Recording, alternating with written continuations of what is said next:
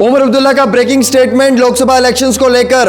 उमर अब्दुल्ला ने पीडीपी जमात को फटकार लगाई है।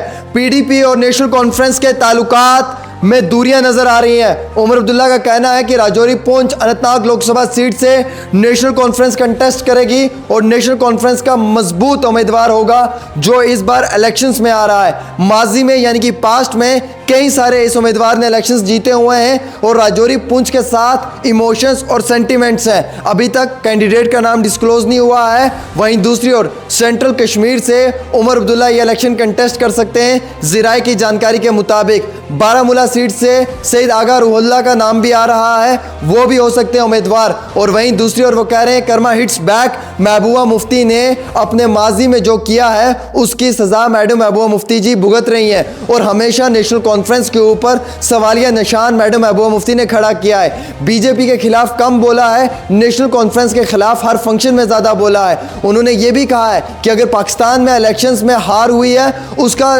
जो जिम्मा है वो भी नेशनल कॉन्फ्रेंस के कंधों पे डाल दिया है। और वो ये कह रहे हैं कि हम किस बुनियाद पे पीडीपी के साथ समझौता करें। हालांकि पहला नंबर नेशनल कॉन्फ्रेंस का है और दूसरा नंबर कांग्रेस का है, तीसरा नंबर पीडीपी का है और तीसरे नंबर वाले का बात करना ही मुनासिब नहीं है। उन्होंने राहुल गांधी से बात की थी, सोनिया गांधी जी से बात की थी, प्रियंका गांधी जी से बात की थी और अनंतनाग सीट को लेकर यह कहा था कि अगर आपका मजबूत उम्मीदवार यहां से लड़ना चाहता है तो लड़ सकता है, लेकिन ये हमारी जीती हुई सीट है और हमें यकीन है कि हम यहां पर अपनी जीत हासिल कर सकते हैं। इसीलिए कांग्रेस ने भी जो है वो अनकंडीशनल सपोर्ट उमर अब्दुल्ला जी को इस बार लोकसभा इलेक्शंस में दिया है। वहीं दूसरी ओर मैडम महबूबा मुफ्ती अकेली रह चुकी हैं। क्या मैडम महबूबा मुफ्ती के लिए काफ़ी ज़्यादा मुश्किलात बन रही हैं? हालांकि मैडम महबूबा मुफ्ती की सियासत को लेकर उमर अब्दुल्ला कहते हैं कि पीडीपी के ऊपर कम इल्ज़ामात आयद किए गए हैं, नेशनल कॉन्फ्रेंस में हमेशा मैडम महबूबा मुफ्ती ने इल्ज़ाम आयद किए हैं और आज नहीं बल्कि बहुत पहले से उनका यह मानना है कि मैडम महबूबा मुफ्ती को मौका देना मुनासिब नहीं है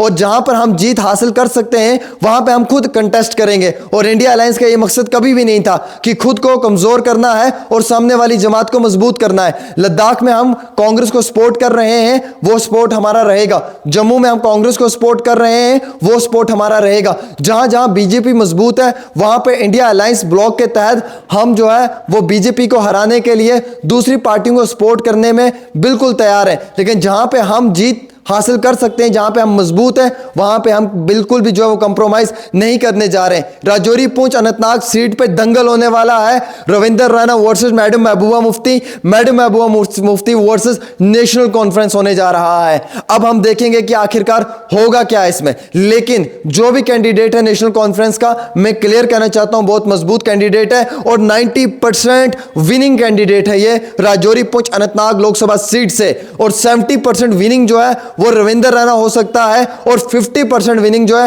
वो मैडम महबूबा मुफ्ती हो सकती है। और इस लिस्ट में सईद अल्ताफ बुखारी की जमात का नाम नहीं है, गुलाम नबी आज़ाद साहब की जमात का नाम नहीं है, सजाद लोन साहब की जमात का नाम नहीं है। कांग्रेस अनकंडीशनल सपोर्ट जो है वो कर सकती है नेशनल कॉन्फ्रेंस को, यह भी सुनने को मिला है। नाज़रीन किराम, आपका क्या कहना है? आप भी जरूर जो है वो अपने इस वीडियो के तहत राय रख सकते हैं।